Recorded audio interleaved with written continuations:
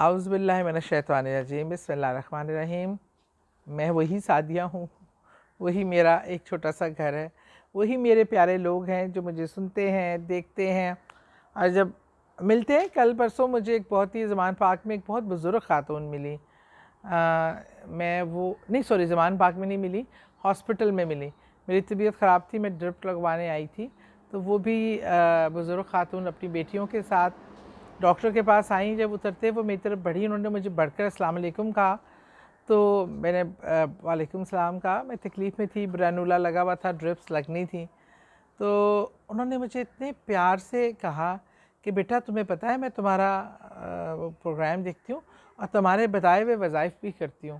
اور وہ خود اتنی ماشاءاللہ ان کے چہرے پہ نور تھا۔ بزرگ، مجھے ویسے ہی بزرگ خواتین جن کے بال سفید ہو چکے ہوں بہت ہی پیاری لگتی ہیں۔ وہ شکل دیکھنے سے ہی ماں کا جو ایک احساس ہونا ہے، ان کو دیکھ کر مجھے ان پہ بہت پیار آیا۔ میں نے ان کے گلے لگایا اور کہا کہ میری خوش قسمتی ہے کہ آپ میرا پروگرام دیکھتی ہیں، اور میری آپ سے استدعا ہے کہ آپ جو بھی پروگرام دیکھیں، پڑھتی ہیں، یا جب بھی آپ مجھے ضرور میرے لیے دعا کیا کریں، کہ سب سے زیادہ میں سمجھتی ہوں دعاؤں کی، مجھے بھی آپ کی دعاؤں کی بے حد ضرورت ہے۔ اور پھر جب دعا آپ کی قبول نہ ہو رہی ہو، آپ کو لگے مشکلات ہیں، دعا کیسا معاملہ کیا جائے کہ میری دعائیں جو ہیں نا وہ ڈائریکٹ ہی ہو جائیں، اور میری دعاؤں کے لیے نا اللہ کسی کی ڈیوٹی لگا دے کہ بھئی تم نے سعدیہ کی دعائیں نا لا کے مجھے بتانی ہے اور میں نے ٹھیک کرنی ہے۔ یا آپ میں سے جو بھی کوئی ہے، زاہد ہے، بکر ہے، رضیہ ہے، فاطمہ ہے، فرح ہے، جو بھی ہے، آپ وہ سوچ لے کہ بس اللہ تعالیٰ ایک بندہ جو نا ڈیوٹی پہ لگا دیں، میرا ایک فرشتہ جو میری دعاؤں کو آپ کے حضور پیش کر کے میں جو دعا کروں وہ لے کے آئے۔ سائن، جیسے فائل نہیں ہم سائن کراتے، میں جب بیٹھی ہوتی ہوں آفس میں اکثر لوگ، میڈم یہ فائل سائن کر دیں تو یہ مسئلہ حل ہو جائے گا، تو کسی بھی ڈپارٹمنٹ میں بیٹھے ہوں تو وہ فائل سائن کرنے کے، اللہ معافی دے، کچھ لوگ تو ان فائلیں سائن کرنے کے لاکھوں روپے لے کے حرام اپنی جہنم کی آگ کماتے ہیں۔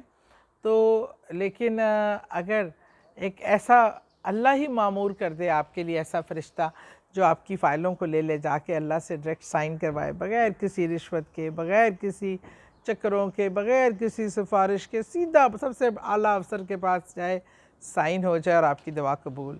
تو اللہ کا ایک اسم گرامی ہے، بہت ہی پیارا اسم گرامی، اس کو آپ اس کا ورد کریں، اس کو آپ پڑھیں، آپ 100 بار بھی پڑھ سکتے ہیں۔ اس کی تعداد میں آپ کو اس لیے بھی متعین نہیں کر رہی کہ آپ جب بھی دعا مانگنی ہو آپ اول و آخر درود پاک پڑھیں، اور اس کے بعد اس دعا کا ورد کر کے آپ اس اسم کا ورد کر کے پھر آپ اپنی دعا اللہ کے حضور بھیجیں۔